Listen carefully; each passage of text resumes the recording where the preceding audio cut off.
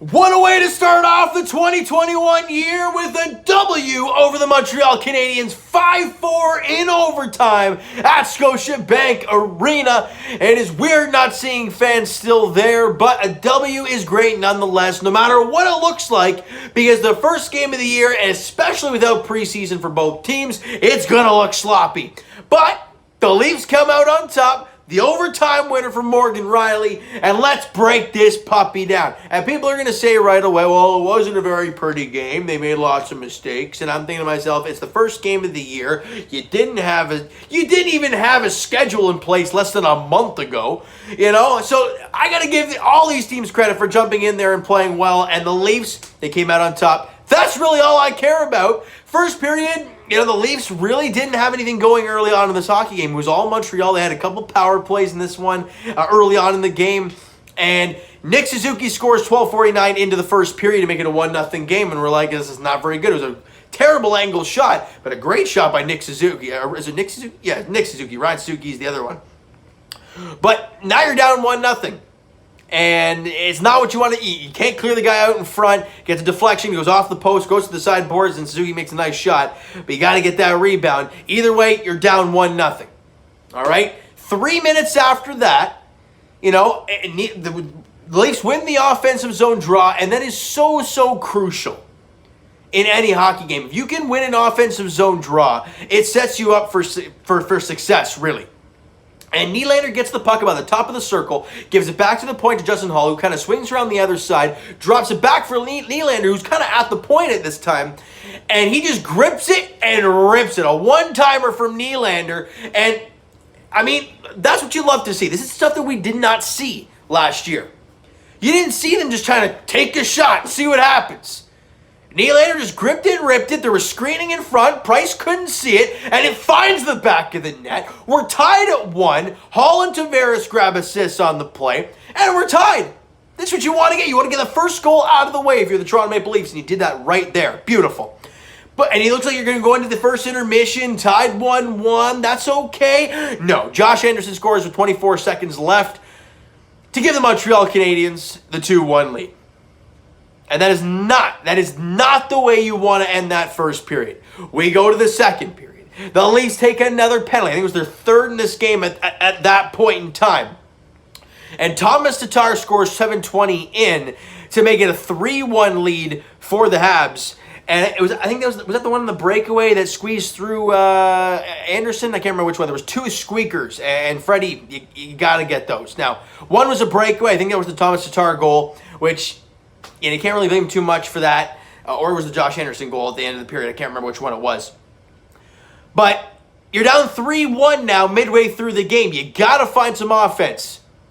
Well, then offense doesn't really happen for a little bit. And what happens? Well, Ben Sherratt in front of his own net. Wayne Simmons trying to get some body position. Sherratt's giving Simmons some shot. And as we've known from Wayne Simmons in the past, and as we are going to learn very quickly with Wayne Simmons, he ain't going to take that garbage. He turns around and gives Sherratt a couple jabs. And they're like, hey, let's go. It didn't last very long. But I think if anybody watched that little I don't want to say fight. It didn't really last very long. A little scuffle between those two. Simmons had at least 2 really good shots at Ben Sherratt. And what does he do when he's going to the penalty box? Turns to the bench. Let's go! And he gets all fired up. And I'm like, oh, this is stuff that we wanted to see from this team last year. Heart and emotion, and we never got it. And in the first game of the year from the hometown kid, the Scarborough boy, gets in a fight, fires up the boys. Now, nothing really happened for a little while.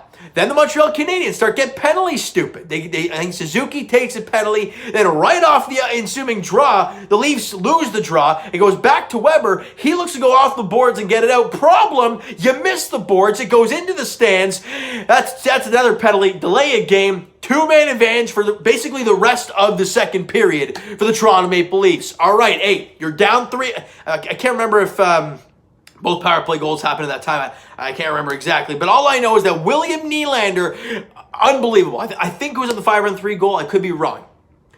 But he comes off the sideboards, about the circle, about the top of the circle, curls, and they had a really great angle on TV where they looked at his eyes, and he's looking past, and then his eyes just look to the net, and he grips it, and Nielander, what a shot. Top corner. There was no screen in Carey Price. Just a hell of a shot from Nielander, and the first 2 goals of the season for the Toronto Maple Leafs go to William Nielander, the guy that everyone's talking about. Oh, just trade him. Just trade him. He's no good. Trade him. Trade him. He's at the first 2 goals of the year. Hyman and Spezza grab assist there, 18 minutes in. Actually, that was on the 2-man advantage. Hyman and Spezza grab assist. It's a 3-2 hockey game. Can you find a way to end the period strong and go into the intermission with the lead? Or sorry, not with the lead. Tie game? If you can do that, man, what a difference that could make. And what Mitch Marner, kind of the same thing Nylander did, comes off the sideboards, right? And instead of shooting it, as we all know, Mitch Marner loves to not shoot, but Tavares kind of curls in front of the net, right? Didn't get boxed out by a defender, but he curls in front of the net, gets a stick on the far side, and Mitch Marner, being the great passer he is, finds Tavares' stick in a beautiful redirection, past Carey Price, to tie the game at 3, going into the second intermission with, 39 seconds to play in the second period. Big time job for the Leafs heading into the intermission. All right, in the third period, you're fired up, you tied the game. A minute 3 in, Josh Anderson scores. Beats John Tavares, but again, a squeaker past Frederik Andersen. You gotta have, people go, well, John Tavares should have, yes, he probably should have. Body position wasn't there. Anderson's a very fast player, really good player. But Frederik Andersen had 85% of that puck, but you need to get 100. And he didn't get that. And just like that, after being fired up for tying it, you give up that one. You're now down 4-3. Midway through the third period, Jonathan Drouin kind of going around the back of his own net. I don't know what he was looking at. I don't know what he was trying to do. But he was probably trying to rip it around the boards, but he rips it right at the referee's chest. I mean, and he could yap the referee. Canadian fans can get out of the way, or whatever, however you say it in French. You know, they can get mad all they want, but I'm thinking to myself, what's the official supposed to do there? He's standing there, and Jonathan Drouin, who clearly has his head down because he can't see the official standing probably about 5 feet in front of him, just absolutely wrist shots it right to his gut. What? I know these players have great reflexes and whatnot, but that is insane. You know? And he rips it right off the official. It drops down. Nylander finds it. Centers it to Jimmy VC. And as I said in the preview, VC might have a breakout year. Carey Price still can't find the puck, so he's kind of down and out. VC buries it, and we are tied at 4. Thanks, official. But also thank you, Drouin, for not really thinking what you're doing and not using your eyes. You can't get mad at the official there because he's really not doing anything. You love to see it. We're tied at 4. Lots of craziness happens late in the game. All right, is it going to be a regulation game? It didn't look like it. Right when the Leafs tied it there in that third period, I'm like, this is destined for an overtime period. And that's exactly what we got in overtime. And as overtime always is, and you can clearly see, and this is why I said it right out of the gate of the video, guys, that with it being, you know, with having no preseason games and having such a short training camp and everything, these guys are going to be gassed. You watched overtime. How many times did you see guys just like barely skating because they couldn't do it? Because they were dead tired. You never see that in the NHL. And any other year, even last year, you did not see that come 3-on-3 overtime. Actually, you didn't see 3-on-3 overtime at all last year in the playoffs, right? Post lockdown. So, I mean, I look at what happened there, and I'm thinking to myself, yeah, they're gassed, they're dead. You know, Morgan Rielly gets a high stick, and then he doesn't skate back, and I'm like, Danault's on a breakaway, and I don't know what the heck that was for Danault. And then, you know, with how did I write the time down? Yeah, so 3:24, and so under 2 minutes to play, it's 2-on-1s galore at this point, right? And Matthews gassed at the end of his shift, or no, it was Tavares, excuse me. Gassed at the end of his shift because they're dead tired. Morgan Rielly coming down the far side. Tavares holds it long enough to tell Carey Price, hey, I'm going to shoot this puck. But clearly, he ain't. Nice saucer pass to Morgan Riley, who buries it for the overtime winner with a bloody nose. And you know what I say about that? That is hockey right there. In a nutshell, you have a bloody nose. Not just bleeding out your nose, a cut in the side of your nose. That's hockey. And you score the overtime winner with it. Leafs win at 5-4. We're going to quickly through a few stats, I guess. Frederik Andersen, 4 goals on 32 shots for an .875 save percentage. Not very pretty, but obviously first game of the year. He did he made some big saves there in overtime and late in the third period. When it mattered most, he made the saves. I'll give him that. All right. Willy Nielander, 3-point night. He's never had a 4-point night, apparently. That shocked me when I heard that. But 2 goals and assists for Willy Nielander in his first game of the year. And John Tavares had a 3-point night as well. 1 goal and 2 assists. That line absolutely cruised. Because you had Willie with a 3-point night, you had Tavares with a 3-point night, then Jimmy Vesey scored that goal that tied the game in the third period. That line was cooking in that game. Great job by the Leafs. And look, as I mentioned earlier, was it a pretty contest? Was it a game that you're going to watch film and say, hey, this is how you play? No, it's not. Because I really thought the Leafs were slow for most of this game. I think they were being very lackadaisical. They were being very, we're just going to take our time with things and whatnot. And then Montreal had the energy. Look, shots on goal, the Leafs might have had the edge. I don't actually have the shots on goal in front of me right now, but I know it was really close. It was 30-30 going into overtime. I know that for sure. But what I look at when it comes to this team and what I saw from this game is the never quit attitude. And that's what they had today. And you know what I like about that is you have guys like Jumbo Joe Thornton and you have guys like Wayne Simmons on this team. And what those two guys bring is not only the veteran presence, but the will to win. Wayne Simmons at 32 years of age, playing for his hometown team, Scarborough boy. He wants to win more than anything right now, right? Apparently he had an offer from Montreal and turned that thing down. More money. Turned that thing down because he wanted to come to Toronto. And he wants to win. You saw he fought a guy and then tried to pump up the bench with no fans in the stands.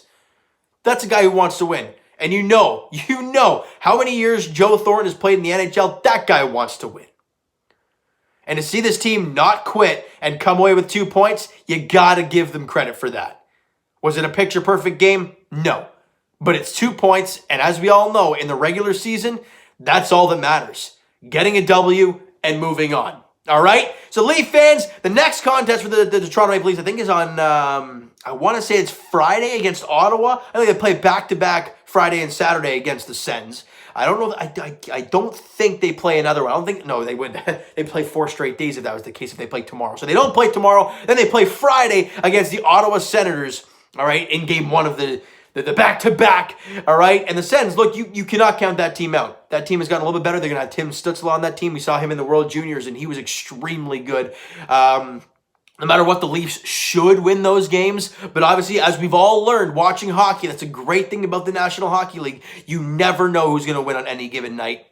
That's the great stuff about hockey. Love it. All right, so you know what, guys? That is going to do it for this one. And the first game of the Toronto Maple Leafs 2021 season. Hit that like button if you guys enjoyed this. Wow, what just happened there? Hit that like button if you guys enjoyed this one. Hit that subscribe button if you guys have not already. Comment down below your thoughts on the video, your thoughts on the game. What'd you like, what'd you not like from today's game? Who is your MVP in today's game? Mine is Willy Nielander. You're darn tootin' Willy Nielander had a great game today. 3-point night. First 2 goals of the year for the Toronto Maple Leafs. First 2 goals of his season. And a 3-point night for Willy Nie. Great job for him. He's my player of the game in this one.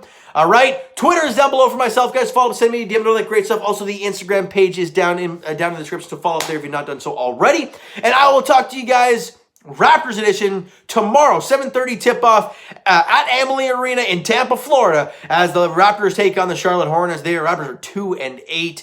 I mean, the Brooklyn Nets just had a blockbuster today, getting James Harden. So yippee, that's going to be a lot of fun to watch.